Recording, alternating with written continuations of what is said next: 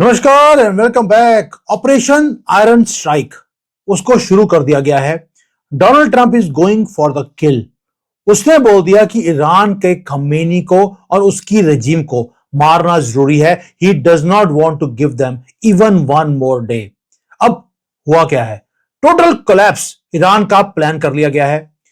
Donald Trump ने यहां तक कर दिया कि नेतन्याहू को उन्होंने परमिशन दे दिया है कि तुम स्ट्राइक करना शुरू करो, और कल स्ट्राइक शुरू भी हो गई। हमारे मीडिया ने इसको कवर नहीं किया।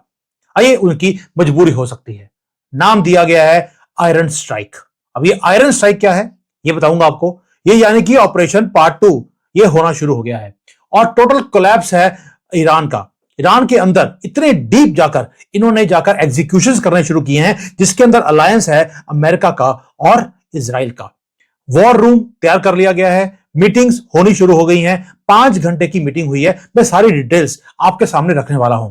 और ये वो फैक्ट्री है जो दूध की फैक्ट्री थी, लेकिन इसके ऊपर अटैक किया गया है। अटैक भी इतना किया गया है, इतनी डीपली जाकर इन्होंने अटैक किया है। पूरा वॉर रूम के अंदर पूरे ईरान की मैपिंग इन्होंने करनी शुरू कर दी है। और हो क्या रहा है? हो यह रहा है कि ये जो फैक्ट्रियां थी वो जल रही हैं, और जो लोग हैं वो सड़कों पर आ रहे हैं, वो फ्रीडम मांग रहे हैं।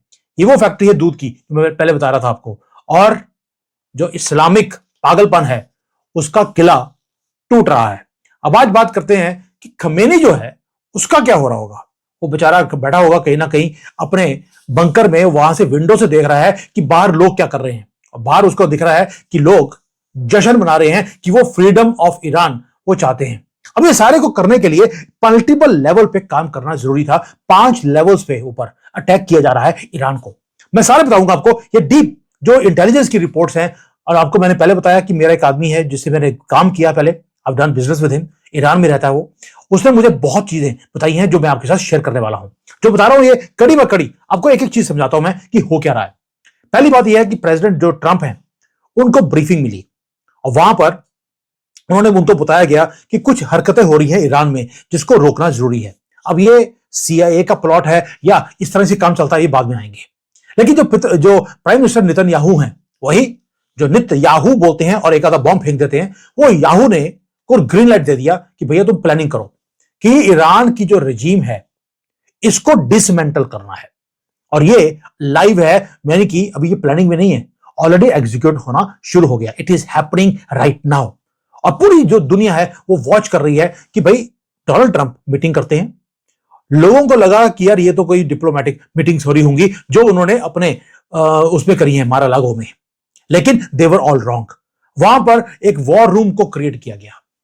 वॉर रूम के अंदर ये पता लगा है कि 5 घंटे की मीटिंग के बाद स्पेसिफिक पॉइंट्स हैं जिसको क्रॉस कर दिया गया। उसमें डोनाल्ड ट्रंप ने क्वेश्चन पूछा, आर दे मेकिंग, यानी कि इज ईरान मेकिंग मिसाइल्स? तो आंसर मिला यस एब्सोल्युटली। वो अभी भी अपने मिसाइल्स को बना भी रहे हैं और लॉन्च करने की प्लानिंग भी बोल रहे हैं। अब ये जो यस था कि यस ईरान अपनी मिसाइल्स को बना रहा है और लॉन्च करने की प्लानिंग कर रहा है, उसने ट्रिगर कर दिया समथिंग वेरी बिग। अब उसके रिजल्ट्स आने शुरू हो गए। रिजल्ट्स मैंने पहले बताया आपको। एक फैक्ट्री थी नॉर्थ ईरान के अंदर, जगह है अमोल, और ये अमूल नहीं है अमोल है, दूध की फैक्ट्री बोला गया। मैसिव फायर, उसने पूरी की पूरी फैक्ट्री को कंज्यूम कर लिया। नाम था कले डेयरी प्रोडक्शन कॉम्प्लेक्स। अब जो ऑफिशियल्स हैं उन्होंने बोला ये तो एक इंडस्ट्रियल एक्सीडेंट था, लेकिन जो इंटेलिजेंस की रिपोर्ट्स हैं वो बताती हैं कि ये डेयरी फैक्ट्री, ये दूध की फैक्ट्री थी ही नहीं। ये वो था एक स्टोरेज साइट जहां पर ये सॉलिड फ्यूल के प्रोपेलेंट्स को ये वहां रखते थे। वहां पर ऐसी फैक्ट्रियों में जनरली इतनी जल्दी आग लगती नहीं है। इट वॉज टेकन आउट, यानी कि एक ऑपरेशन किया गया, ऑपरेशन आयरन डोम, और वहां पे जाकर स्पेसिफिकली वहां पे अटैक किया गया जहां पर मिसाइल्स बनती हैं या स्टोर की जाती हैं। इसलिए बोल रहा हूं इसका नाम रखा गया ऑपरेशन आयरन स्ट्राइक, कि जहां जहां पर इनकी वो है मिसाइल की फैक्ट्रीज हैं या स्टोरेज फैसिलिटीज हैं, ये सबको एक एक करके वो अमेरिका और इजराइल दोनों मिलकर टारगेट कर रहे हैं। और ये जो अलायंस है, नेक्सस है वॉशिंगटन का और जेरूसलम का, उसके रिजल्ट्स भी आने शुरू हो गए। अब देखते हैं कि जो नया अलायंस है ये कर क्या रहा है।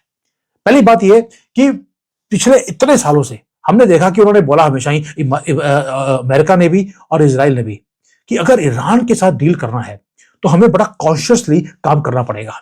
लेकिन डोनाल्ड ट्रंप ने एक ट्वीट कर दिया। उसका नाम था लॉक्ड एंड लोडेड। सिर्फ 3 वर्ड्स, लॉक्ड एंड लोडेड। इसका मतलब क्या है? एक स्पेसिफिक वार्निंग है जो उन्होंने अपने सोशल मीडिया पे दे दी। उन्होंने बोल दिया कि अगर ईरान ने अपने पीसफुल प्रोटेस्टर्स, भाई पीसफुल प्रोटेस्टर्स जो सड़कों पे आके आग लगा रहे हैं, उनको अमेरिका पीसफुल प्रोटेस्टर बोल रहा है, तो आप समझ सकते हैं कि जो कुछ ईरान में हो रहा है वो करवा कर रहा है। उन्होंने बोल दिया अगर ये पीसफुल प्रोटेस्टर्स के ऊपर आपने गोलियां चलाई तो यूनाइटेड स्टेट्स खमेनी को और उसकी रजीम को छोड़ेगा नहीं। लेकिन इस्लामिक वर्ल्ड के अंदर जब भी कोई प्रोटेस्ट करता है तो वहां पे गोलियां चलाकर उनको शांत करने की तो पुरानी रिवायत है। अमेरिकन प्रेसिडेंट को मालूम था कि वहां पे खमेनी अपनी नाक को बचाने के लिए वो इनके ऊपर गोलियां चलाएगा ही चलाएगा। ये रेड लाइन अमेरिका ने ड्रॉ करी, जो पता था ये क्रॉस करेगा खमेनी। वही हुआ, खमेनी ने रेड लाइन को क्रॉस कर दिया, अपने लोगों पे गोलियां चलाने लगी। और जैसे ही किया है उसके बाद पूरी अलाइनमेंट अमेरिका ने इजराइल के साथ कर लिया। और ये जो फ्रिक्शन थी थोड़ी बहुत कि नेतन्याहू की और डोनाल्ड ट्रंप की बनती नहीं थी, कुछ डिफरेंस ऑफ ओपिनियन था, खत्म हो गया। 1 सेकंड में खत्म होने के बाद इन्होंने इकट्ठे मिलकर काम करना शुरू कर दिया। Now Netanyahu does not need to have a permission कि भी वो डोनाल्ड ट्रंप से पूछे कि मुझे करना क्या है। पूरा का पूरा ग्रीन लाइट दे दिया गया है और कोऑर्डिनेटेड एग्जीक्यूशन शुरू हो गया है। और यूएसए का रोल जो है बहुत स्पेसिफिक है। अमेरिका अपने आदमियों को या अपने सोल्जर्स को ईरान के अंदर नहीं भेजेगा। जो सारा का सारा काम करना है वो इजराइल करेगा। और इजराइल के ऊपर अगर अटैक किया गया ईरान की तरफ से या किसी और की तरफ से तो अमेरिका उसको शील्ड करेगा, यानी कि उसे प्रोटेक्शन देने का काम अमेरिका का है। लड़ाई इजराइल को ईरान के साथ करनी पड़ेगी। यूएसए ने अपनी नेवी को ऑलरेडी उस एरिया में पोजीशन करना शुरू कर दिया है ताकि किसी भी कंट्री की तरफ से अगर रिटेलिएशन आया गल्फ में तो वो खत्म कर देंगे उसको। ये डोनाल्ड ट्रंप ने ऑलरेडी एश्योरेंसेस दे दिया है। अब इसको करने के लिए एक काम करना था कि ईरान के अंदर जो रडार सिस्टम है उसको पहले बिल्कुल खत्म करना है या ब्लाइंड करना है। ईरान के अंदर जाकर अगर अटैक किया गया है ये जो फैक्ट्री के ऊपर, वो ऐसे नहीं हुआ है। पहले उसके एयर डिफेंस सिस्टम्स को बिल्कुल ब्लाइंड किया गया, वैसे जैसे वेनेजुएला में किया था। पूरे के पूरे कम्युनिकेशन सिस्टम्स को जैम कर दिया गया। और उसके बाद जो इजराइल की एयरफोर्स है उन्होंने रास्ते को क्लियर किया और जाकर अटैक किया। अब वो कर क्या रहे हैं? इजराइल ये कर रहा है कि जब जो इसकी ईरान की जो आर्मी है उसकी जो आईज एंड ईयर्स होती हैं, जब उसको ब्लाइंड कर दिया गया उसके बाद उसी एरिया को टारगेट कर दिया गया कि इसको डिस्ट्रॉय करना है। ये सारे काम होने शुरू हो गए हैं। ये वो मोमेंट है जियोपॉलिटिकल स्केल का जिसके कारण मिडल ईस्ट की पूरी जो मैप है वो चेंज होने वाला है। या आप समझ लीजिए कि जो ये शांति है या जो शांति भंग की हुई है इसने ईरान ने, ये वो मोमेंट है जहां पर ये दोबारा से शांति आने के चांसेस है। अब जो लास्ट वीक आपने वेनेजुएला के अंदर जो रेड देखा वो तो ट्रेलर था, वो प्रैक्टिस है कि आज ईरान में जाकर इन्होंने क्या करना है उसकी तैयारी शुरू कर दी इन्होंने। वो तो ट्रेलर था, मूवी यहां पर ईरान में दिखेगी। और तब भी मैंने बोला था आपको कि वेनेजुएला सिर्फ एक डाइवर्जन टैक्टिक है। मेन मुद्दा है ईरान, जहां पर अब ये छोड़ने वाले नहीं है खमेनी को। और ये बताता है कि जो रीच है ईरान इजराइल की और अमेरिका की मिलकर, ये जो नया कोलिशन है ये अब ये चाहते हैं कि परमानेंट एक रिजल्ट आए ईरान के अंदर, और ये लेकर रहेंगे। ये ऐसे छोड़ने वाले नहीं है। इसको बोलते हैं डीप प्लानिंग। एक होता है डीप प्लानिंग, एक होता है डीप प्लानिंग। ये मिलिट्री स्ट्रेटेजी है जिसके अंदर आप मल्टीपल लेयर्स के ऊपर प्रेशर डालते रहते हैं। पहला काम था फेज 1 का, जहां पर इन्होंने ईरान के अंदर एक विद्रोह शुरू करवाना था, वो शुरू हो गया। दूसरा था कि उसके जो एयर डिफेंस सिस्टम्स हैं उसको ब्लाइंड करना था, आपने वो भी कर दिया। और फेज 2 अब 3 है जहां पर आप उनके वो इंस्टॉलेशंस जहां पर उनके पास एयर डिफेंस सिस्टम है, उनके पास रडार्स हैं, उसको खत्म किया जा रहा है। या जहां पे उनकी मिसाइल्स हैं उसको इसको डिसइंटीग्रेट किया जा रहा है। मिसाइल की प्रोडक्शन की जो एरियाज हैं, दूध की फैक्ट्री के नीचे मिसाइल की फैक्ट्री है, खत्म कर दिया। और ये स्ट्राइक्स हैं जिसको बिल्कुल प्रिसीजन के साथ वहां पर किया जा रहा है ताकि ईरान दोबारा से अपनी मिसाइल्स को रीबिल्ड ना कर सके। और ये स्ट्राइक्स का मतलब है अब जो फैक्ट्रीज हैं ईरान के अंदर, जो फ्यूल के डिपोज हैं, इन सबको, या इवन की जो लेबोरेटरीज हैं जहां पे ये टेस्टिंग करते हैं, वहां पर सर्जिकल स्ट्राइक्स की जाएंगी। जो अमोल का, अमूल नहीं है भैया, अमोल है, अमोल ईरान की जो दूध की फैक्ट्री है, अब उसको अगर इन्होंने डिस्ट्रॉय किया है सर्जिकल स्ट्राइक के साथ, इसका मतलब है कि जो ईरान की जो एबिलिटी है रिफ्यूल करने की अपनी बैलिस्टिक मिसाइल्स को, उसको तबाह कर दिया। अब आगे क्या होगा? इसका मतलब है कि एक तो ईरान के पास मिसाइल था, खत्म कर दिया। दूसरा था उसके जो जिहादियों का नेटवर्क था उसको अब डिसइंटीग्रेट कर रहे हैं क्योंकि पैसे नहीं जाएंगे। उसके ऊपर भी आऊंगा कि पैसे कैसे रोके। ब्रिलियंट मूव है यार, ब्रिलियंट मूव जो इजराइल ने और अमेरिका ने किया है, मजा आ गया। और तीसरा है कि ईरान साइबर वॉरफेयर में बड़ा ही जबरदस्त काम करता था, अब इन्होंने क्या कर दिया, साइबर वॉरफेयर में भी उसकी जो एबिलिटी है उसको बिल्कुल ब्लाइंड करके कम्युनिकेशन सिस्टम्स को काट दिया, जिसके कारण अब वो साइबर वॉरफेयर भी ईरान कर नहीं पा रहा है। और अब आते हैं उस पैसे के ऊपर। ईरान को चाहिए पैसे, जो इन्होंने हिजबुल्ला को, हमास को, जानवरों को पैसे भेजने होते हैं। अब रिपोर्ट्स आ रही हैं कि जो बैंकिंग सिस्टम है ईरान का वो डिस्टर्ब हो गया। आपने जब कम्युनिकेशन सिस्टम्स को बंद किया उसके बाद क्या हो रहा है कि बैंक चलने बंद हो गए हैं, पेमेंट नेटवर्क्स को फ्रीज कर दिया गया है। किसका? जो इस्लामिक रिपब्लिक जो आर्मी थी इनकी, ओ लुल्ला को फॉलो करने वाली, आज उसकी पेमेंट लुल हो गई है। यानी कि अब वो अपने मिलिटेंट्स को पेमेंट भी करने की हैसियत नहीं है, दे कैन नॉट पे एनीबॉडी। और ये जो मिशनरीज हैं जिसको उग्रवादी बोलते हैं हम लोग, वो अगर उनको पेमेंट नहीं मिलती है तो फाइट नहीं करते, वो पैसे के लिए फाइट करते हैं, लुल्ला के लिए फाइट नहीं करते। ये आपको पता होना चाहिए। जीनियस प्लान इजराइल का और अमेरिका का मिलकर। अब जो बीस्ट है, ये जो जानवर है, जो है, इसको आपने बिल्कुल ड्राई कर दिया। ना पैसे, ना मिसाइल्स, ना हथियार। ऊपर से जो इनका वो है खमेनी, वो छुपता फिर रहा है बुरके में। यानी कि आपने गला काट दिया, गर्दन काट दिया आपने स्नेक की। And you have cut it, sir तन से जुदा हमने किया है अब इसका, ईरान के सुप्रीम लीडर का। और जो नेतन्याहू हैं वो बड़े फोकस्ड हैं। उनको ट्रंप ने बोल दिया तुम्हें कुछ नहीं करना, तुमने सिर्फ रजीम का जो ये मनी का जो ट्रेल है इसको ब्लॉक करना है, और जहां जहां पे वो बनाता है अपनी मिसाइल्स को या वहां से लॉन्च कर सकता है उसको डिस्ट्रॉय करना है। इतना चोक होल्ड हो जाए कि वहां पे जो मुल्लाज हैं ये भाग भी ना पाए। और ये सारे काम हो रहे हैं थ्रू इंटरनल रेवोल्यूशन।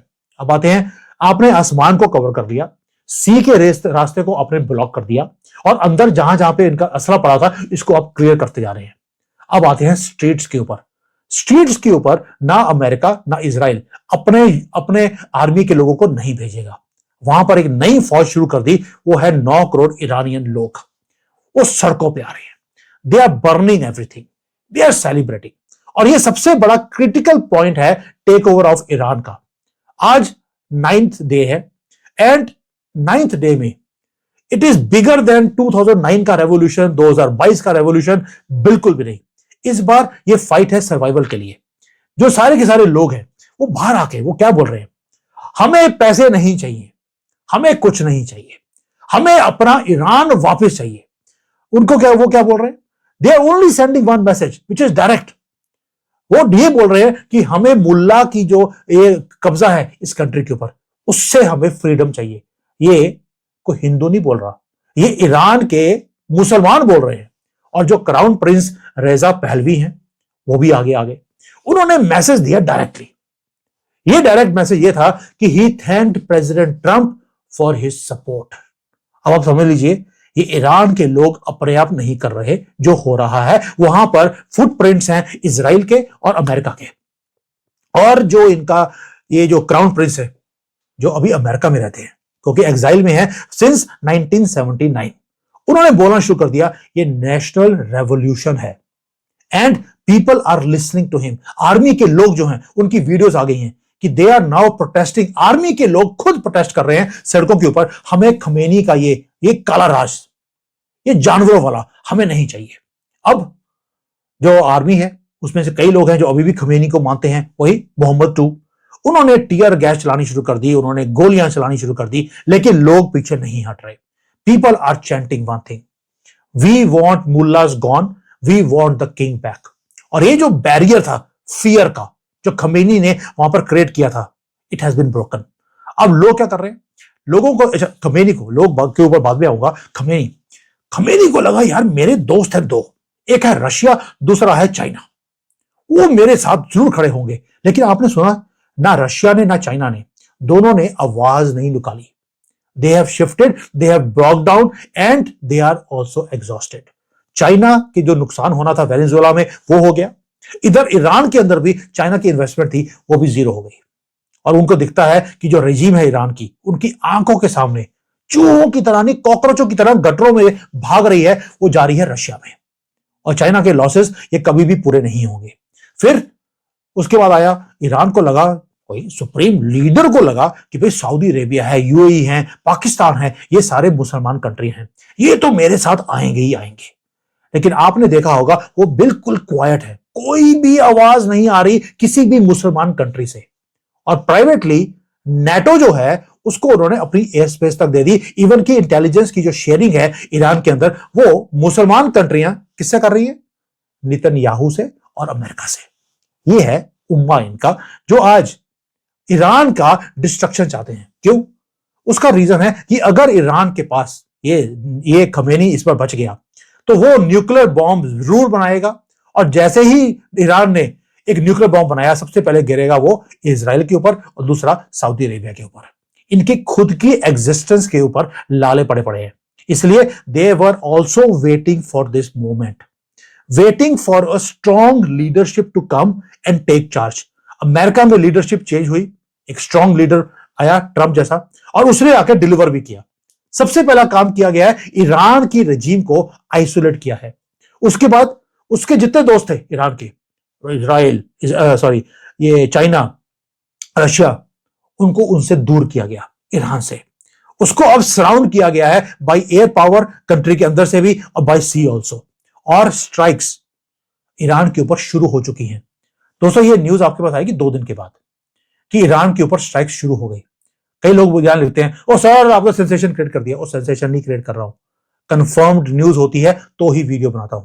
और ये जो ब्लॉकेज है पूरा का पूरा, ये जो ईरान के आसपास किया जा रहा है, you will see the result. और डोनाल्ड ट्रंप बार बार बोलते हैं कि हमने पहले गलती की थी 2022 में, कि हमने ईरान के लोगों को पूरा टेक ओवर वो कर सकते थे, ईरान को हमने सपोर्ट नहीं किया। और इस बार उन्होंने बोल दिया कि हम ना तो आपकी कंट्री को टेक ओवर करेंगे, ना ही हम अपने लोगों को भेजेंगे, कुछ नहीं करेंगे, अपने हाथ हम साफ रखेंगे। बस हमारा ऑब्जेक्टिव एक ही है, जो ये इस्लामिक रिपब्लिक की जो गार्ड्स हैं, जिसको आर्मी बोलते हैं, इसकी जो ग्रिप है आपकी कंट्री ईरान के ऊपर, उसको तोड़ना है। और जो उसके बाद एक वैक्यूम क्रिएट होगा ईरान के अंदर पावर का, उसको फील करेगा इनका राजा। That's it. प्रेसिडेंट ट्रंप जब बोलते हैं तो लॉक्ड एंड लोडेड, वो सिर्फ थ्रेट नहीं है, ये प्रॉमिस है कि इस बार वो पीछे हटने वाले नहीं है। And it is also giving a message to Iran army, अपने लोगों को शूट मत करो, नहीं तो तुम्हें शूट किया जाएगा। अभी तो तुम्हें एक फ्री पासेस दे रहे हैं कि तुम निकल के रशिया जाना है रशिया चले जाओ, चाइना जाना जहां मर्जी चले जाओ, लेकिन जाने से पहले इन अपने लोगों को मार के मत जाना। ये सिर्फ एक रेड लाइन है, सिर्फ इसलिए उन्हें मालूम है कि ये रेड लाइन को क्रॉस करेंगे और इनके पास लाइसेंस मिल जाएगा इनको गोली मारने का। That is what Israel and America is doing. और यही होता है जब ट्रांजिशन होती है, तो पहले आपको कोलैप्स को एक्सेलरेट करना पड़ता है। डेयरी की फैक्ट्री, दूध की जो फैक्ट्री है, उसके अंदर जो फायर लगी है उसमें आग बुझ ही नहीं रही, वो सिग्नल है। करेंसी को क्रैश करवा दिया गया। रेजिम के लीडर्स जो हैं, वो खमेनी की आपको कोई स्टेटमेंट सुनाई नहीं देती। They are moving out with their families, they are trying to transfer their assets, क्योंकि उन्हें मालूम है कि गेम ओवर हो चुकी है। Clock has already stopped working for Khamenei. और आयरन स्ट्राइक ये हैमर की तरह काम करेगा। और ईरान के लोग जो हैं वो खुद इस आयरन स्ट्राइक के लिए भंगड़े डाल रहे हैं कि हमारी कंट्री के ऊपर बॉम्ब किया जा रहा है, एंड ईरान के पीपल जो लोग हैं they are happy and the regime is today caught. उन्हें मालूम है कि इनकी country has already been taken over and the world is about to change. दोस्तों इससे बढ़िया न्यूज हो नहीं सकती थी कि ईरान जो इस्लामिक पागलपन का एक गढ़ बन गया था, उसका किला, ये आखिरी किला इस्लामी वालों का, वो भी टूट रहा है। क्योंकि इनका सो कॉल्ड मोहम्मद 2 वो अकेला बैठा है बंकर के अंदर, छुपकर किसी वेस्टर्न या नॉर्दर्न पार्ट पर वेट कर रहा है कि कैसे मुझे मौका मिले और मैं रशिया भाग जाऊं। लेकिन इसके भागने के रास्ते भी ब्लॉक किए जा रहे हैं। ये लेटेस्ट न्यूज है जो अभी अभी आई है। I am keeping a very close I on this, और जब और चीजें आएंगी मैं उसके ऊपर और बताऊंगा आपको, बिकॉज ये बहुत इंपॉर्टेंट है। भारत में भी अगर ये खमेनी मरता है तो या इसको मारा जाता है या कुछ भी होता है, आप देखेंगे भारत के अंदर भी ये सारे के सारे जो इस्लामिक पागल हैं, ये सारे भागेंगे चूहों की तरह, इनको समझ नहीं आएगा अब हम क्या करें।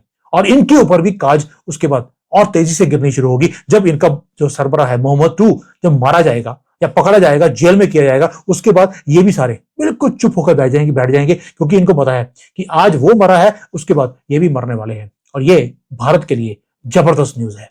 Thank you. जय हिंद। वंदे मातरम।